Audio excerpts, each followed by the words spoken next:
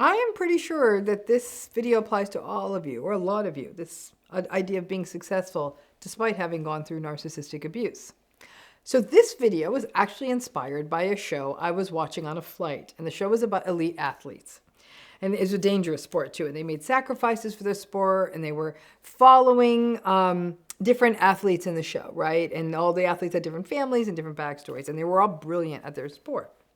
In one of the storylines, and that storyline involved a large family, the patriarch of the family, who was the athlete, he was devoted to everyone in his family, and it's a large extended family he lived in the midst of. And he saw their potential and he cultivated it. He encouraged them, he supported them, he empathized with them, but he also pushed them. And these people he focused on succeeded. It's a TV show, so obviously they were focusing on the people in the family that were excelling because it was a good story. But as I watched the show, it gave me pause.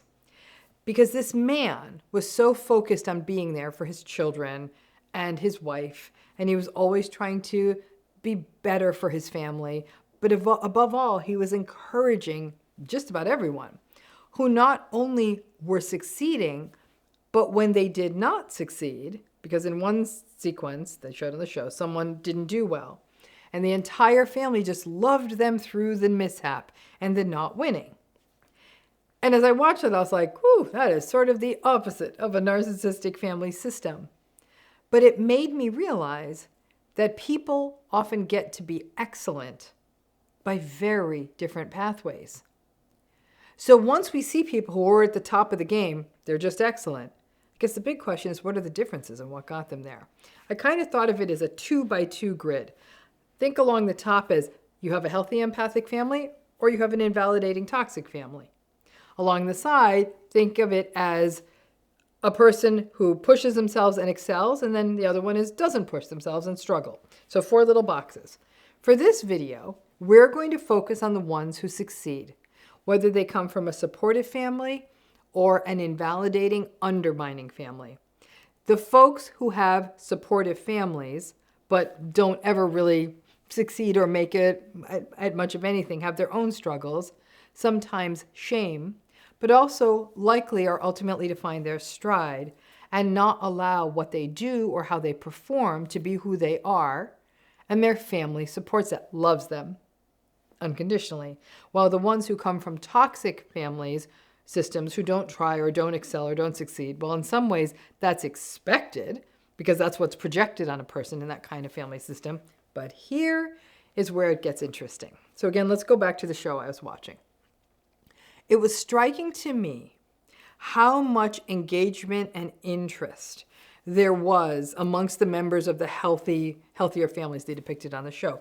This was a particularly dangerous sport, so there was concern for the safety of the family member who did the sport. But the family rallied, and the success of that family member at the sport was something that everybody in the family was uplifted by. Again, not at all what you would see in a toxic family. Many people who come from toxic, narcissistic families of origin are high achievers, work hard, have high aspirations, never quit. The drive to succeed for people from these kinds of families is all-possessing and often comes from a place of wanting to be seen, wanting to be loved, from families where you might be trying to prove them wrong about you, about how foolish or dumb or bad you are, but the carrot and the goalposts are always moved. The sad part of it is that these toxic family systems will communicate to you that you are not good enough, and you will internalize that. So high achievement and perfectionism become safety behaviors. You keep striving and striving to be seen, but frankly, nobody is noticing. And perhaps when they do notice you, they critique it, they mock it, they question you. The striving then becomes a survival behavior, a sort of permanent quest to be useful and lovable. This is in marked contrast to people who have an interest or a gift or an aspiration that they feel safe enough to share it with their family system. Their family system values them as people, so they hear it. But the key here is that the person in the healthy family system feels like they are enough. So their striving isn't about being loved or being seen or feeling safe. It's about the love or interest or engagement in the activity. And the soft place to land, no matter how it goes, is always there for them, whether they succeed brilliantly or just have a mediocre showing.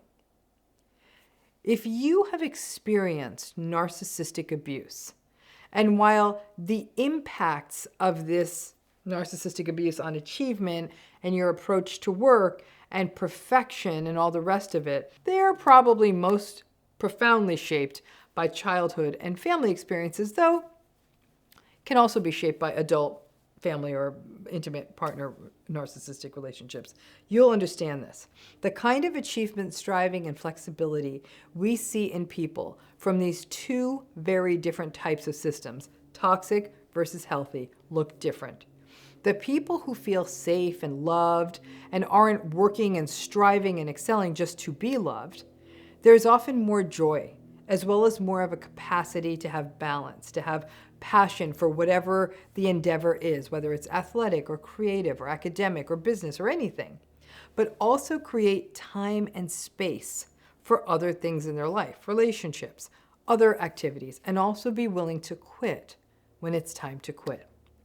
The folks whose drive and achievement orientation were planted and evolved as a response to an unsafe family system, so that work ethic and achievement striving were actually about earning love, being seen, proving people wrong about them, wanting to get to be valued as a person, well, then that balance is nowhere to be found. People from these kinds of toxic systems are folks who work relentlessly. Balance almost feels scary, as though if this group lightens up on the work, that they would face possible criticism for not working hard enough, or heaven forbid would fail, and then that would be their fault. So balance for a person from a toxic family system, to try to have that sense of balance, can almost leave them feeling like they're out of control. Only the work would matter. Listen, I work too much and I have no balance in my life. It's a problem. So the show actually made me think about that. Some of it goes to fears in me around not having enough resources, not having enough money has put me at risk throughout my life. So if I work less, I worry about going right back to zero. But it's deeper, and I see this echoed in people I talk to every day. We never rest on our laurels and say, I did good. So we look at what we did, and the first thing we wonder is, what did I do wrong? Not what could we do better. What did we do wrong? What did we miss? And if I stop doing what I do, will everyone just disappear and forget about me? It's that existential. When you go through harmful relationships, finding the mistakes, the things you didn't get just right, even though you crushed it, that's a safety behavior. The not stopping the constant working because of irrational fears of being forgotten, that's a distortion, but it feels true. The impossible goal of getting it all right and maybe finally feeling completely safe is always dangling there, but we can only get there if we work hard enough. But perfection isn't a thing, and as a result, not only do survivors of narcissistic relationships and families have to grapple with the exhaustion of the chronic grief that's raised by these relationships, but the exhaustion of working all the time in a grail quest for something that's never going to come. They're never really going to notice you, and if they do, it's often to criticize you. Working hard, working all the time, a loss of balance, these are all forms of numbing and dissociation. In fact, it is almost a socially rewarded and sanctioned form of dissociation, but it's something more. To work like this is sometimes a way to try and get that thing we always wanted, to be seen, to be loved, to be attuned to, but in a less vulnerable way, because we couldn't do it by making our needs known emotionally, but instead doing it by striving and striving and striving and perhaps sometimes achieving. It's a bad transaction. Working hard is really not meant to be a pathway to being loved. And yet, in the desperate quest of the narcissistic family system or relationship, it's something that at least may give us money or social recognition that could just be a way to be seen. But none of this is the same as what happens in a healthy system, where you are valued for you, for your aspirations, whether they make money or get recognition or not. They're valued simply because they're a part of you. And so balance naturally comes from that.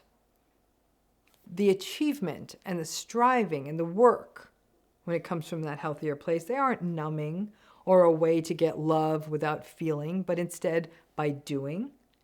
However, in the perilous landscape of the narcissistic relationship, we are doing anything and everything we can just to get a basic sense of safety and empathy and love.